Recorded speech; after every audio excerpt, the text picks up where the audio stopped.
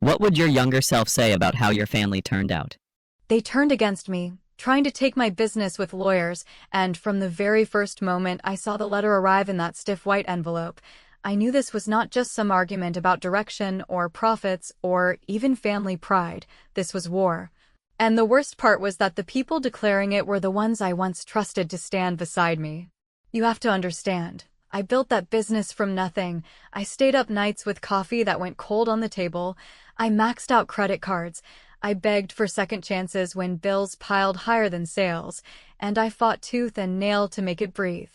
For years I believed that hard work and loyalty would mean something, that the people closest to me would see the sacrifices I made and respect them. But when real money finally appeared on the table, their eyes changed, their voices changed. And suddenly it was as if I was just another piece they could move off the board if it gave them more control. The first blow came from my cousin Mark, who had always positioned himself as the business mind of the family even though he never lifted a finger when things were rough. He came to me smiling, talking about streamlining, about how investors wanted a firmer structure, and about how I should consider stepping back to a smaller role. At first, I thought it was clumsy phrasing or maybe his way of hinting that he wanted more involvement, but then he showed me a drafted document, already notarized, outlining how my voting rights could be reduced in exchange for a payout that sounded generous if you didn't know what the business was truly worth. That was the first sign that he wasn't just thinking about growth, he was thinking about elimination.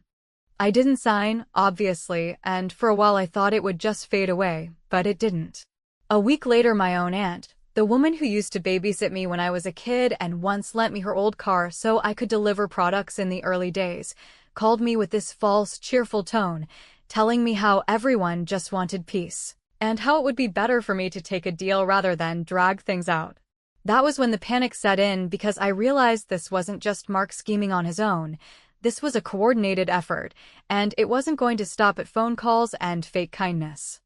When the first legal document arrived, thick and heavy with stamps, accusing me of mismanagement and demanding arbitration, my hands shook so badly I nearly tore the envelope in half. I had never seen my name typed out in such cold letters, never been painted as some kind of villain in a story I had lived every painful step of, and reading their accusations felt like being shoved outside my own life, forced to watch people rewrite the truth with bold lies. They claimed I withheld profits, that I signed contracts without consulting them, that I created an unstable environment. The irony, of course, was that if I hadn't done all of that, if I hadn't been reckless at times, bold at others, the business would have died long before they ever decided it was worth stealing. I remember sitting alone in my office that night, the papers spread out across the desk, and I felt this horrible mix of humiliation and rage. Because how do you even begin to fight people who not only want you gone but are willing to twist everything you ever did to make it seem like you never deserved the seat in the first place? My friends told me to fight back immediately, to hire my own team of lawyers and strike, but something in me knew that was exactly what they expected, and part of me refused to play their game on their timeline. I didn't tell them that though, I just nodded and said I was thinking about it, while deep down I started forming my own plan, one that required silence more than shouting. The next morning, Mark called again, confident, almost smug, saying they had already spoken with one of the top firms in the city and that this could all be easier if I just cooperated. He spoke as if I was already beaten, as if the business I created was already his, and in that moment I realized just how much they had underestimated me. They thought because I was quiet I was weak. They thought because I wasn't storming into their meetings or firing off emails at midnight that I was paralyzed. But the truth was I was watching, listening, memorizing every word. And while I let them laugh and boast about how soon it would all be theirs, I sat still and thought to myself, fine, let's see how far you're willing to take this. The first episode of this nightmare ended when I finally folded the papers back into the envelope and locked them in the drawer. Not because I had accepted defeat, but because I wanted them to believe I was frozen, that I didn't know what to do. In reality, I was already preparing for the day they would face me in court, the day they would walk in certain of victory, only to realize too late that I was not as alone as they imagined. That moment was still far away, but the trap had already been set, and all I needed to do was wait in silence. The pressure campaign did not arrive with fists on the table or doors slammed in my face. It came in the shape of polite emails that pretended to be reasonable, phone calls that opened with my name said softly like a warning, and meetings where the tone switched from concern to condescension so quickly that I could feel the room tilt. And through it all I kept my face still because I understood that every time I spoke they were measuring me for weaknesses they could later cite as evidence that I was not fit to lead what I had built. They said the investors were uneasy and that the board wanted stability, which in their language meant I should shrink myself into some ceremonial role while they took the wheel, and they dressed it up with words like continuity and succession. But the subtext was not subtle, since the payout they dangled in front of me sounded generous only if you had never lost sleep over rent while you were keeping the lights on, or watched a client finally sign after months of follow-ups that felt like begging, or learned how to breathe through the panic of payroll when you were sure you could not make it and then somehow did. I listened to their script about my supposed volatility and the need for stronger governance, as if they were discussing the weather. And even when one of them said I should consider the possibility that I had become too attached to the company to make sound decisions, I smiled and told him I appreciated the feedback, because I knew the bait when I saw it, and I had no intention of giving them a single sharp sentence that their lawyers could frame as evidence of instability, so instead I practiced the kind of silence that looks like surrender to people who have never had to outwait a storm. Behind that quiet I was busy, not dramatic, not reckless, just methodical in the ways that actually matter when someone is trying to rewrite your reality. And the first thing I did was lay everything out on a single timeline that stretched from the day I filed for a sales permit to the morning the arbitration letter hit my desk, with every contract, invoice, payment, and email cross-referenced, which sounds obsessive until you realize that the only antidote to a well-funded lie is a brutally organized truth. While they sent another round of letters full of confident language about fiduciary duties and alleged mismanagement, I dug into the operating agreement that we had all signed back when the company was nothing but hope and inventory on consignment. And there it was in plain language none of them could spin into something else, a clause that required unanimous consent for any change of control and a related covenant that bound our top suppliers to withhold extended terms on any order placed without my countersignature during an internal leadership dispute, a provision I had insisted on because I remembered how quickly vendors turn cautious when they smell drama, and I had learned the hard way that cash flow dies first when people start fighting. I called Julia, the accountant who had helped me survive those early quarters where every week felt like a cliff, and I asked her to help me paper a routine compliance review that would not look like an attack, but would function like one, and together we drafted neutral-sounding notices to our 3 largest suppliers reminding them of the contractual requirement for dual authorization on bulk orders until the dispute was resolved, along with a short line about the temporary suspension of extended terms on any purchase orders lacking my countersignature, all framed as a standard audit control triggered by a governance event, which is exactly the kind of phrasing that makes credit departments sit up straight without anyone having to raise their voice. I sent the notices in the afternoon with a calm message to the team about being good stewards during a period of review, and I left my phone face down while I made tea, because I knew how long it takes for those emails to make their way from inbox to policy. And I wanted to hear the moment the chain reaction reached the people who had been so sure they could push me to the edge and keep me there, and when the calls started, they came fast, first from a junior manager asking whether I had intended to freeze purchasing, then from Mark pretending to be confused while his voice betrayed the strain of a plan that had just hit a wall he did not see coming. He accused me of sabotaging the business and tried to corner me into admitting that I was retaliating, and I kept my tone even and told him the notices were routine and triggered by the clause we had all agreed to in calmer times, and that any orders could proceed the moment he sent them for my countersignature, which of course he would not do because his whole strategy depended on pushing me out and then rushing a massive buy on credit to lock in a margin they could wave at investors as proof that wresting control from me was necessary and smart. Friends told me I was being petty, that I would make enemies by tightening controls, and I said maybe that was true, but if they were ready to slice me out of my life's work with a smile, Then a small policy reminder that kept the company solvent and honest was not cruelty, it was maintenance, and I would not apologize for it. Especially not to people who had already decided that my patience equaled weakness and that my quiet meant I had run out of moves. That night, I forwarded the supplier acknowledgments to my private folder and added a line to my timeline about the date the credit terms flipped to cash on delivery without my countersignature. Then I turned off the lights and sat for a long time in the dark office. Not to brood or to dramatize anything, but to feel the difference between the kind of fear that makes you shrink and the kind that makes you stand up straighter, because I was beginning to understand that their power was not what they said in letters, it was the risk that I would believe them. By morning, they had scheduled a deposition and copied an investor who loved to posture about accountability, and the email read like a victory lap even though nothing had been decided. And I accepted the invite with a one-line confirmation and no exclamation points, which annoyed them more than any speech I could have made. And while they scrambled to prepay for inventory they thought would be covered by credit that no longer existed, I got a short text from Aaron that said to trust the room when it counted and to keep doing exactly what I was doing, which I read twice and then put away because I did not want any part of my plan to be about luck or friendship or coincidence. I wanted it to be about discipline and patience and the knowledge that if they chose to fight dirty, then I could fight clean and still cut their legs out from under them with a single sentence that sounded like policy rather than revenge. And as the day ended, I realized I had just delivered my first quiet strike by forcing them to spend their own cash to play a game they thought would be financed by the company they were trying to steal, which may not sound cinematic, but when you have built something brick by brick, watching a bully pay retail for their arrogance is its own kind of perfect justice. Depositions are not about truth. They're about stamina and traps, about how long you can sit under lights that hum a little too loudly while a stranger with a perfect smile asks you questions that sound simple until you notice that each one contains a tiny blade.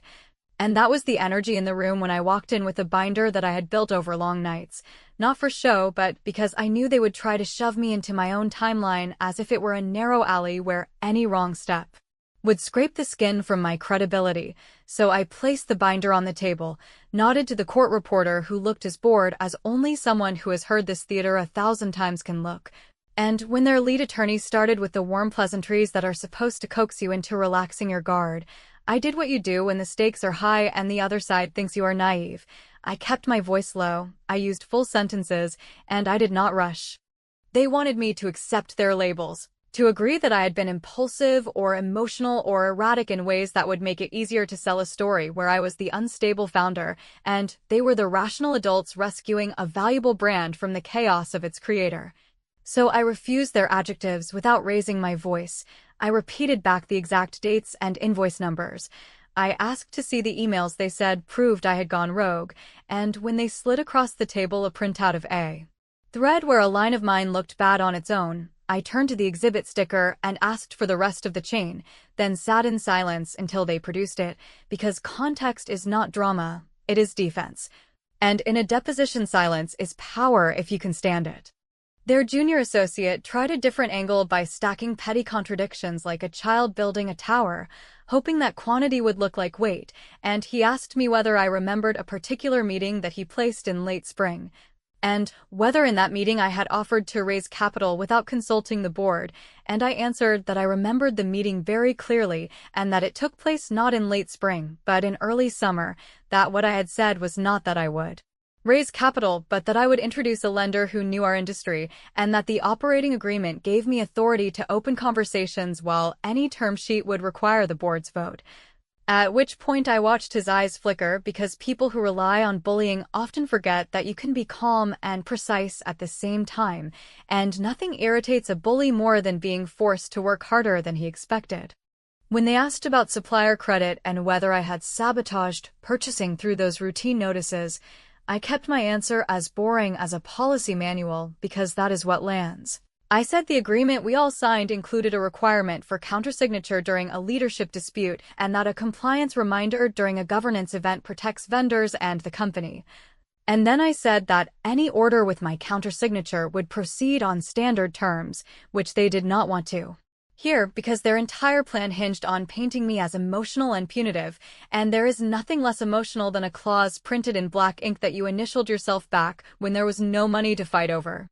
We took a short break after their lead attorney tried to box me into an answer that would have made me look unreasonable, and in the hallway I stood by the window and breathed with the kind of slow control you learn when panic wants your throat and you say, "Not today." While behind me Mark bragged to someone on the phone about how their case was coming together and how their insurance would handle the costs, and I felt a small click in my mind because I had seen the engagement letter in an earlier production where they had redacted self-serving parts, but left just enough to reveal that they were relying on directors' and officers' insurance to pay the firm, which is fine if you have told your carrier the truth, and catastrophic if you have not. And my binder contained 3 emails that could not be made to agree with the sworn testimony I had just heard about when they decided to push me out and what they told investors about my supposed absence from day-to-day management.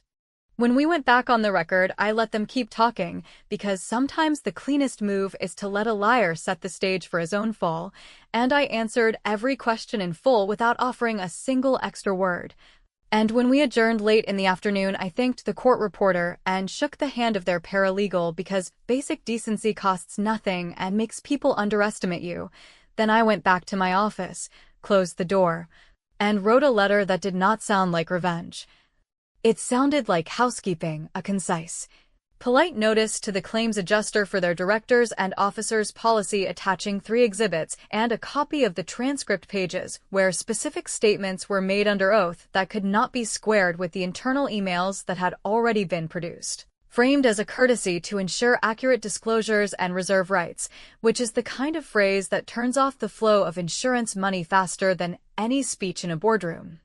I sent the letter by overnight courier and by email, then I forwarded a similar, even shorter memo to the outside accountant noting that the timeline in the sworn testimony would require an update to the management representation letter if it were accurate, which I knew would set off a separate chain of caution-driven questions that no one on their side wanted to answer, and I went home without celebrating because this was not a victory to toast, it was a simple refusal to let them finance their attack with a policy I had paid for when I was protecting the company and everyone in it, and if that meant they had to dig into their own pockets to keep playing, then maybe they would finally feel the weight they had been trying to drop on my chest. By morning I had a confirmation from the carrier that coverage was being reviewed in light of new information, followed by a chilly email from their counsel demanding to know why I would escalate matters. And I replied with a single sentence about accuracy and fiduciary duty. Then I accepted the court date that arrived in my inbox with a confident subject line as if the outcome were already written. And I smiled without showing my teeth because they could strut and posture all they wanted. The hearing was set, the room would be real, and while they rehearsed speeches they thought would humiliate me, I was already preparing the one thing they could not manage, which was to walk in quietly, say very little, and let the right person with the right last name put his hand on the file and change the temperature of the whole case in a way that would make their expensive smiles disappear. The morning of the hearing arrived not with drama or panic, but with the kind of heavy silence that settles when you know the final act is about to begin, and as I gathered my notes and closed the binder that had followed me through every step of this fight, I realized I was not nervous in the way I had expected to be, because the weeks of depositions, letters, and traps had burned the fear out of me and left only a kind of focused clarity that I had not felt in years, the sort of clarity that comes when you stop asking whether you deserve to win and start asking whether you are willing to sit still long enough to watch your enemies choke on their own arrogance. I walked into the courthouse with my head high, not because I thought I had already won, but because I wanted them to see that I was not carrying the weight of panic anymore, and when I spotted Mark and the others huddled with their lawyers, whispering like conspirators in a bad movie, I let them have their little moment of confidence, because it was the last time they would ever enjoy it. They smirked as I took my seat, and one of them, a distant cousin who had barely shown his face until the business was worth stealing, leaned over to another and muttered something that made them both laugh. The kind of shallow laugh that people use when they believe they are untouchable, and I thought to myself that arrogance has a smell, sharp and sour, and once you recognize it you never forget it. Their attorneys were polished, their suits crisp, their voices just loud enough to fill the air with authority, and I could feel their strategy before they even began. They wanted to frame me as emotional, irresponsible, too stubborn to step aside. And they wanted the judge to see me as a founder who had outlived her usefulness, the sort of person courts are quick to replace when investors complain. But what they did not know, what they could not possibly have predicted, was that the man about to sit at the bench was not some distant authority who would take their words at face value, but someone with a quiet tie to my life, a tie I had never flaunted, never leaned on, never even spoken aloud until this very moment where silence was no longer a weapon but a shield.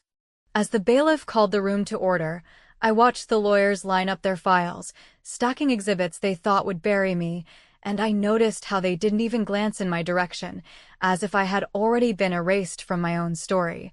And for a fleeting second, I let them believe it, because there is nothing sweeter than watching the exact moment when confidence curdles into dread. The door opened, and the judge stepped in, a man with a reputation for fairness and efficiency, someone they likely assumed would hear their arguments and nod along, and as he introduced himself, reciting his full name in that firm voice that echoes in courtrooms, I saw the flicker on their faces, the subtle shift from confidence to confusion, because the name he spoke was one that none of them had connected before, but one that I knew would hit them like a blade. He was family to my oldest friend, Aaron, the very same Aaron who had been at my side long before this business had value, the same Aaron who had stood by me when I couldn't make rent, and though the judge himself was not my ally in any political sense, he was too professional for that. The blood tied to someone who knew my story inside and out was enough to remind everyone in the room that I was not as isolated as they had believed. I did not smile, I did not nod, I did not acknowledge the connection at all, because this was not about theatrics, it was about the weight of perception, and perception had just shifted violently in my favor. Their lawyers glanced at each other, subtle but unmistakable, recalculating strategies in real time, and I could almost hear the math inside their heads. How much of what they had prepared could now backfire if the judge sensed even a hint of manipulation?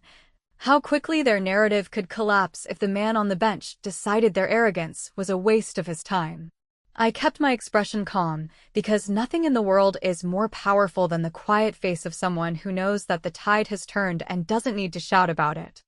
They began with their opening arguments, still clinging to the script that painted me as erratic, desperate, too emotional to manage my own company, but their words sounded different now, hollow, brittle, like someone repeating a speech they no longer believed in.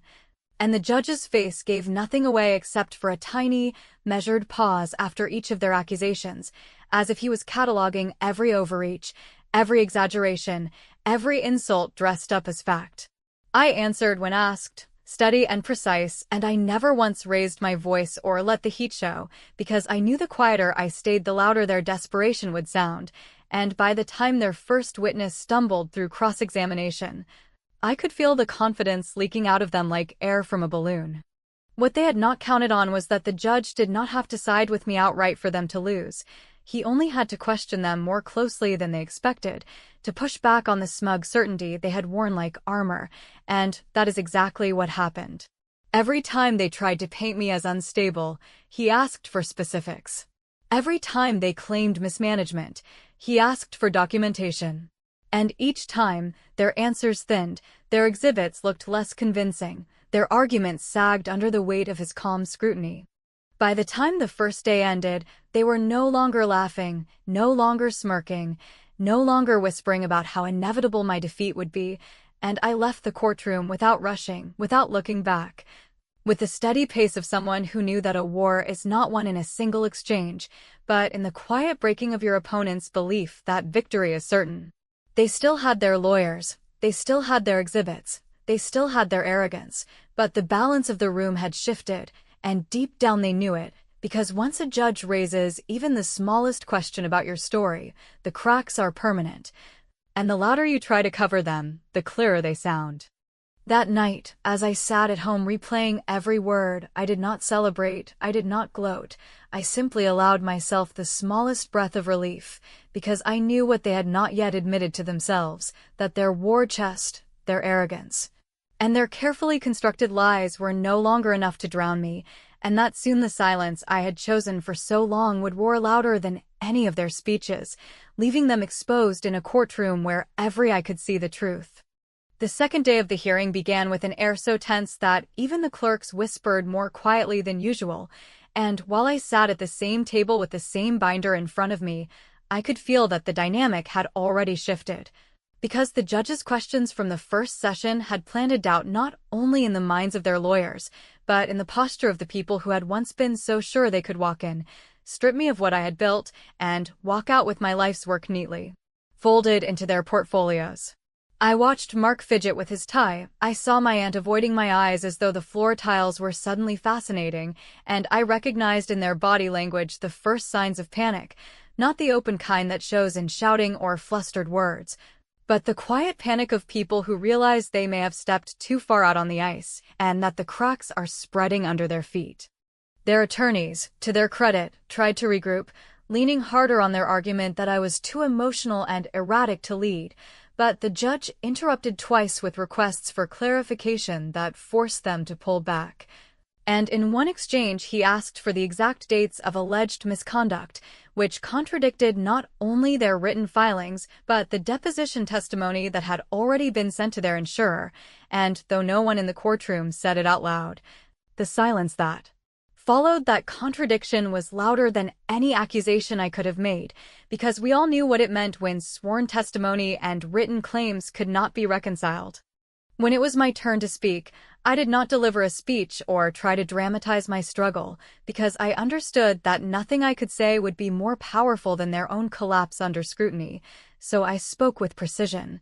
citing clauses from the operating agreement, referencing vendor acknowledgments, and calmly explaining that every action I had taken was in compliance with the documents we had all signed together when the company was still too small for them to care about. The judge listened closely, asked a handful of measured questions, and then turned back to their lawyers with an expression that told everyone in the room that patience was wearing thin.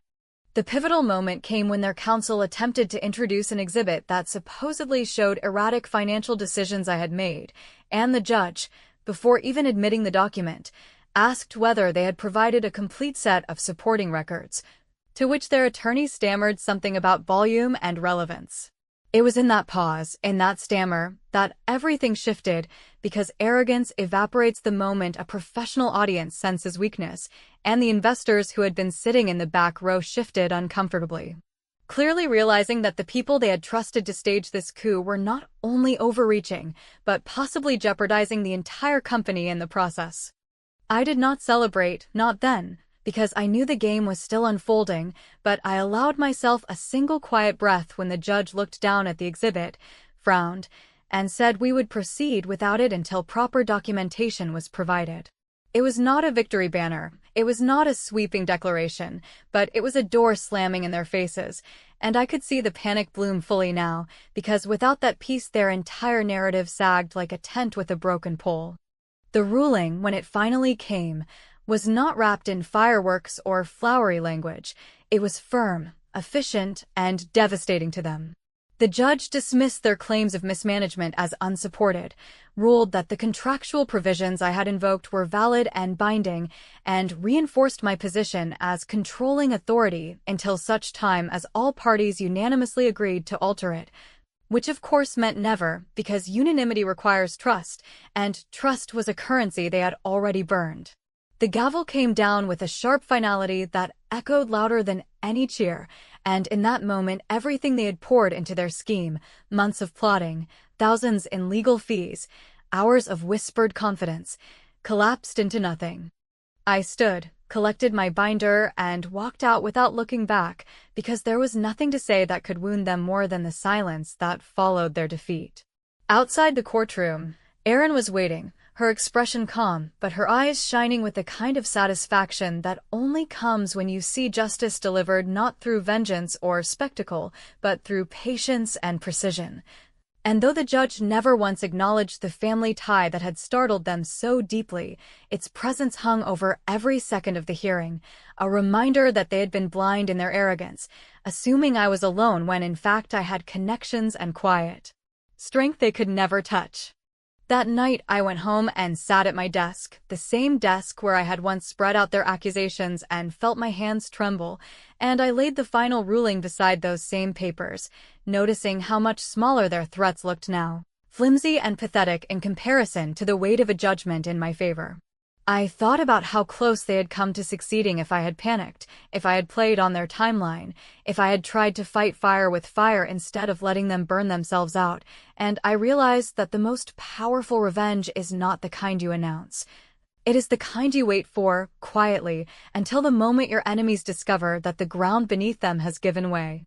They wanted my company. They wanted to erase me from my own story, and they believed that money and arrogance and a team of lawyers would make me surrender. But in the end, all it took was patience, silence, and one moment in court where the name of the judge was enough to remind them that the world is smaller than they think, that arrogance blinds, and that sometimes the person you think is trapped is the one holding the key the whole time. I do not know if they will ever forgive themselves for underestimating me, and I do not particularly care, because as I turned out the lights and finally allowed myself to rest, I knew the truth with absolute certainty. I had not only survived their attack,